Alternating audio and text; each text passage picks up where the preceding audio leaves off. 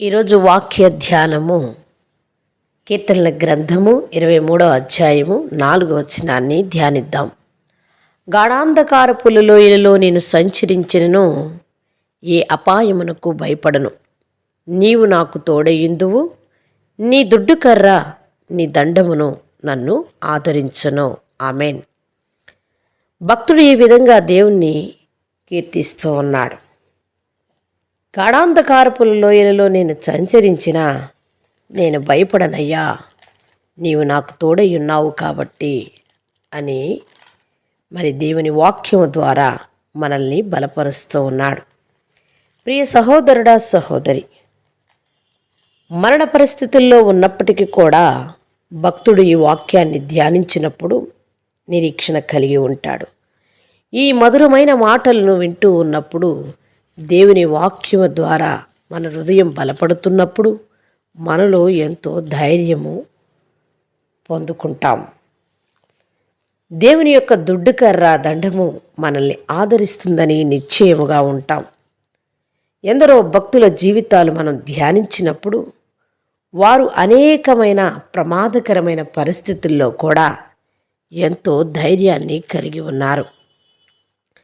మరి భక్తులు ఈ విధంగా అంటూ ఉన్నారు, మన ప్రయాణమేమీ పూలబాట కాదు, ఇది ముళ్ళబాటే.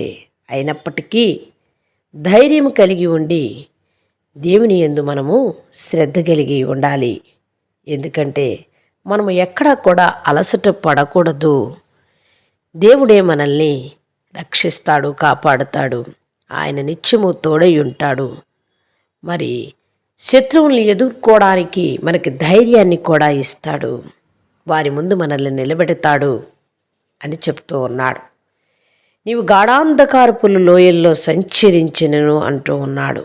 ఒకవేళ నీ పయనము గాఢాంధకారముగా ఉన్నట్లయితే ఈరోజు అట్టి గాఢాంధకారపు లోయలో నీవు సంచరిస్తున్నా నీవు అపాయానికి భయపడక ధైర్యము కలిగి నిశ్చయముగా దేవుడు నీకు తోడున్నాడని నమ్మి విశ్వసించి ఆయన దుడ్డు కర్ర దండము నీకు ఆదరణగా ఉన్నదని ధైర్యము తెచ్చుకొని నీ ప్రయాణమును ముందుకు కొనసాగించాల్సిందిగా కోరుకుంటున్నాం.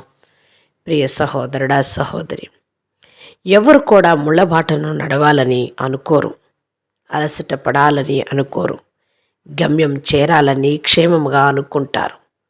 కానీ ఒకవేళ మరి గాఢాంధకారపు పరిస్థితులు ఎదురైనప్పుడు నీవు ధైర్యంగా ఉన్నావు అంటే దేవుడు నీకు తోడున్నట్లే. ప్రియ సహోదరుడా, సహోదరి, వినుచున్న వారికి అనేక మందికి ఇటు ధైర్యము కలగాలని చిన్న ప్రార్థన చేసుకుందాం.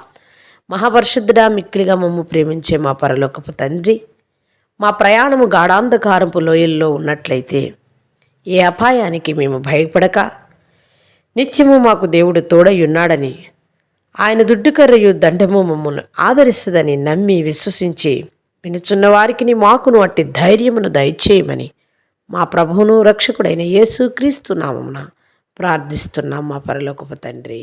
ఆమెన్.